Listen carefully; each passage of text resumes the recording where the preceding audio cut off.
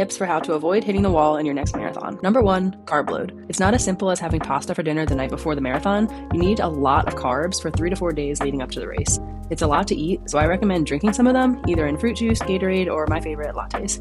2, have a good breakfast on race day, something high in carbs and low in fat, fiber, and protein. You want to start the marathon with a full tank, and gels are just there to replenish. 3, find a gel that you actually like and practice with it regularly in training. If you think you hate gels, you probably just haven't found a brand that works for you yet. Test out different brands and flavors, and find one you like. I like Martin because it's easy to get down, has a neutral flavor, and doesn't upset my stomach. Number 4, during the marathon, fuel early and often. I recommend 1 gel right before the start, and then 1 every 30 minutes or so during the race. For me, that ends up being 7 gels total, but you might need more or less depending on how long you're going to be running.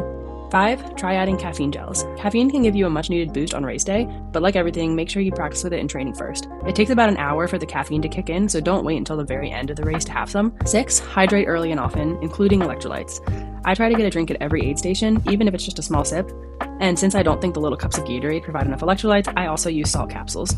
7, make sure you start at a conservative pace and aim to negative split the marathon. A negative split will always feel better and be more enjoyable than unintentional positive split because you hit the wall. Finally, have a strategy ready for when it gets hard.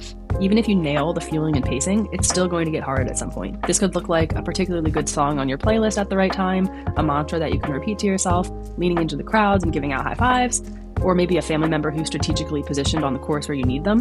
Whatever it takes. I always save my favorite pump-up songs for the end of the race. Hitting the wall is most often caused by either starting too fast at a pace that wasn't sustainable for you, or insufficient fueling that leads to glycogen depletion. So if you can take care of those 2 things, you're going to be in a great position to succeed in your next marathon.